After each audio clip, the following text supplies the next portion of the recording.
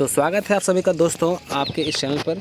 दोस्तों देख रहे हैं कि आज हमारा जो है सो प्रोजेक्ट रील का जो वीकली टेस्ट होता है उसका क्वेश्चन लेकर के आ गए हैं और ये क्लास 9th का क्वेश्चन है, देख पा रहे होंगे। ठीक है, और आप जो है सो ये सब्जेक्ट देख पा रहे होंगे कि जो है सो आज SST है ना। तो चलिए हम लोग देरी नहीं करते हुए हम लोग बढ़ते हैं क्वेश्चन की ओर। सबसे पहला क्वेश्चन देख रहे हैं कि आप लोगों का जो है वो क्या है, अक्टूबर की क्रांति किस देश में घटित हुई थी। तो याद रखिएगा इसको, इसका जो आंसर हो जाएगा, इसका आंसर हो जाएगा रूस। ठीक है, रूस हो जाएगा। ठीक है, अगला क्वेश्चन चलते हैं। कोल खोज क्या था। देखिए दोस्तों, हमारा सेकंड क्वेश्चन जो है सो इसका जो हो जाएगा, कोल खोज का मतलब होता है सामूहिक खेत। ठीक है, सामूहिक खेत, इसका ऑप्शन नंबर ग हो जाएगा। बिना देरी ना करते हुए हम लोग जो है सो डायरेक्टली क्वेश्चन को ही सॉल्व करते चलेंगे। ठीक है, थर्ड नंबर क्वेश्चन देखते हैं कि रूस में कुलक किसे कहा जाता था, है ना। हमारा देख रहे हैं क्वेश्चन यहाँ पे है, रूस में कुलक किसे कहा जाता था। तो याद रखिएगा संपन्न या धनी किसान को। ठीक है, आप बोल सकते हैं। क्वेश्चन नंबर 3 का आंसर खा हो जाएगा। चलिए आगे बढ़ते हैं। कंचनजंगा किस देश में स्थित है। तो देख पा रहे हैं कंचनजंगा जो है सो आप लोग का जो है सो हमारा भारत में स्थित है। ठीक है, और वो अगर राज्य पूछ देगा तो राज्य हमारा जो है सो सिक्किम है। क्या है, सिक्किम। तो ऑप्शन नंबर इसका जो है सो आपका गा हो जाएगा। क्या हो जाएगा दोस्तों, गा हो जाएगा। ठीक है, चलिए आगे बढ़ते हैं। गहन कृषि किस प्रकार की मृदा पर की जाती है। तो इसको बोलते हैं हम लोग जो है सो जलोढ़ मृदा। जो जलोढ़ यहाँ दिया नहीं, मैं तो कंकड़ कर देगा। ठीक है, कंकड़ वाला मिट्टी में ही जो है सो गहन कृषि किया जाता है। हमारा क्वेश्चन नंबर 5 क्या है दोस्तों कि भारतीय मरुस्थल में पाई जाने वाली एकमात्र नदी कौन सी है। तो याद रखिएगा भारतीय मरुस्थल का नाम थार मरुस्थल है, और यहाँ सबसे जो है सो एकमात्र जो इकलौता नदी है उस नदी का जो नाम है वो है लूनी नदी। क्या नाम है, लूनी नदी। चलिए आगे बढ़ते हैं। चीन की संसद को क्या कहते हैं। चीन की संसद को जो है दोस्तों यहाँ पे हम लोग बोलते हैं राष्ट्रीय जन संसद। ठीक है, ये बोलते हैं, इसका आंसर गा हो जाएगा। चलिए आगे देखते हैं। मैक्सिको कब आज़ाद हुआ था। तो मैक्सिको आज़ाद हुआ था 1930 को। ठीक है, हम लोग बढ़ते हैं 9 नंबर क्वेश्चन की ओर। पालमपुर गांव में कितने परिवार भूमिहीन थे। तो ये आप लोग जानते हैं करीब 150 परिवार से भी ज़्यादा लोग यहाँ पे क्या थे, भूमिहीन थे। ठीक है, क्वेश्चन नंबर 9 का आंसर खा। हमारा आखिरी प्रश्न जो है ऑब्जेक्टिव का क्या है, गेहूँ जौ चना आदि, है ना, किस प्रकार की फसल है। तो आप जान रहे हैं कि इसको बोलते हैं हम लोग रबी फसल, है ना, रबी क्रॉप इंग्लिश में। तो इसका आंसर हो जाएगा का। तो 10 क्वेश्चन हम लोग ने बहुत ही आसानी से बहुत ही कम समय में कर लिया। हम लोग देखते हैं थोड़ा सब्जेक्टिव कैसा क्वेश्चन है कि लेनिन का किसानों, देखिए हमारा क्वेश्चन नंबर 11 है कि लेनिन का किसानों के प्रति क्या दृष्टिकोण था। तो दोस्तों मैं बोलूँगा, आप थोड़ा सुन लीजिए, हो सकता है याद हो जाए। तो लेनिन जो है सो हमारा एक बोल सकते हैं कि एक पार्टी है, राजनीतिक पार्टी है ना, बोल्शेविक राजनीतिक पार्टी है। उसमें लेनिन जो है ना, व्लादिमीर लेनिन जो थे, उनके नाम पे ये पार्टी का नाम पड़ा। इनका किसानों के प्रति दृष्टिकोण यह रहा कि किसानों के ऊपर जो है सो जो टैक्स है, जो कर है, उसको जो है सो कम किया जाए ताकि किसान अपने उपज को बढ़ा सकें, और उपज बढ़ाएंगे तो ये राज्य की और उनकी दोनों की आमदनी और दोनों की आय में जो है सो वृद्धि का जो है सो कारण बनेगा। तो वो उन्होंने क्या किया, किसानों के प्रति, मतलब उनका विचारधारा था किसानों के प्रति जो है सो टैक्स को कम किया जाए। ठीक है, चलिए आगे बढ़ते हैं। देखिए हमारा क्वेश्चन नंबर 12 क्या है कि अरावली और विंध्याचल पहाड़ियों के बीच कौन सा पठार है। तो आपको बताते हैं, यहाँ पे जो हो जाएगा इसका आंसर, इसका हो जाएगा आपका मालवा का पठार। क्या हो जाएगा, मालवा। ठीक है, मालवा का पठार जो है सो हमारा स्थित है कहाँ, अरावली और विंध्याचल पहाड़ियों में। ठीक है, चलिए क्वेश्चन नंबर चलते हैं 13। दोस्तों 13 नंबर क्वेश्चन बहुत ही इंपॉर्टेंट है, बहुत ही ईजी भी है। सार्वभौमिक वयस्क मताधिकार क्या होता है ना, यूनिवर्सल एडल्ट फ्रेंचाइजीज।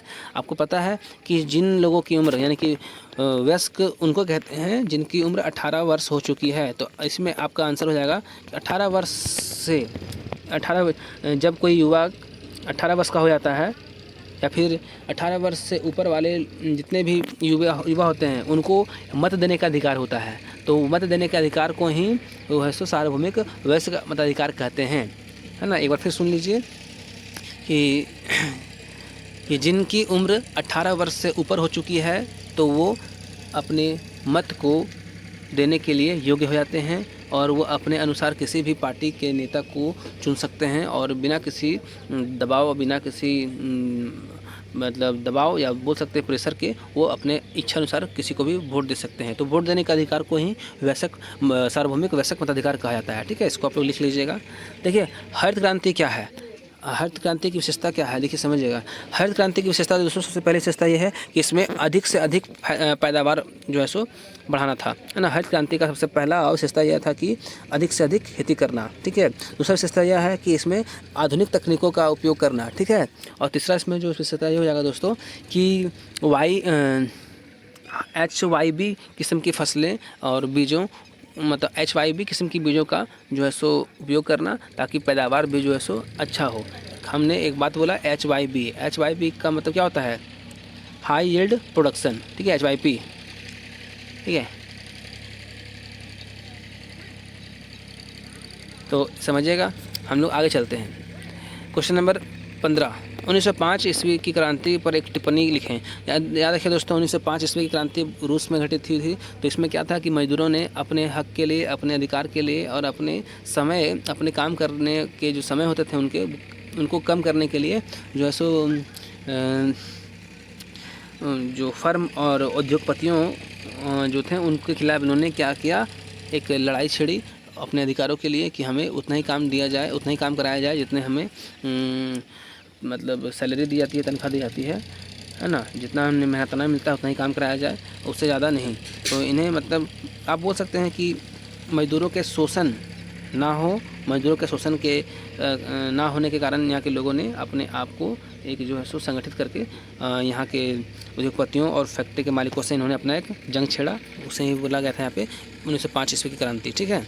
हमारा क्वेश्चन नंबर 16 देखिए क्या है कि भारत के उत्तरी मैदान का वर्णन करें। तो भारत के उत्तरी मैदान में दोस्तों क्या क्या जानते हैं, भारत के उत्तरी मैदान में हमारा क्या है, हमारा जो है सो रेगिस्तान है, ठीक है। जानते हैं रेगिस्तान कहाँ पड़ता है, राजस्थान में। भारत के उत्तरी मैदान में हमारा रेगिस्तान है। दूसरा क्या है, जैसे हमारा जो हिमालय है, हिमालय का हिस्सा में ही हम लोग बात करेंगे क्या चीज़ का, तो कंचनजंगा। आप लोग पढ़े थे अभी हम लोग कंचनजंगा, है ना। तो हमारा दूसरा विशेषता ये हो गया। तीसरा हम लोग बोल सकते हैं भारत के उत्तरी मैदान में क्या है कि यहाँ पे जलोढ़ मृदा पाई जाती है ना। और चौथा क्या है कि भारत के लगभग जो नदियाँ हैं उत्तरी मैदान से ही बहती है, ठीक है। और भारत के उत्तरी हिस्से में ही हमारे पास जो है सो कश्मीर है ना। तो इस तरीके का जो है सो आप यहाँ पे वर्णन कर सकते हैं अपने वर्ड में। तो चलिए, उम्मीद करते हैं कि आप लोग को क्वेश्चन समझ आए होंगे। और ऑब्जेक्टिव मैंने यहाँ बता दिया, सब्जेक्टिव को लिखने का उतना समय नहीं रह पाया दोस्तों, क्योंकि अभी सुबह जो है सो आप लोग को क्वेश्चन यहाँ पे पब्लिश किया गया है। तो हम आप लोग को आंसर और ऑरली बता दिए। तो उम्मीद करते हैं आप लोग समझ में आया होगा। मिलेंगे अगले वीडियो में, तो तब तक के लिए थैंक यू। अगर चैनल पे आए तो सब्सक्राइब कर लें। इस तरह से हम लोग रेगुलरली जो है सो नेक्स्ट वीकली टेस्ट के लिए भी हम क्वेश्चन यहाँ लाया करेंगे, तो आप लोग चैनल को सब्सक्राइब कर लीजिएगा।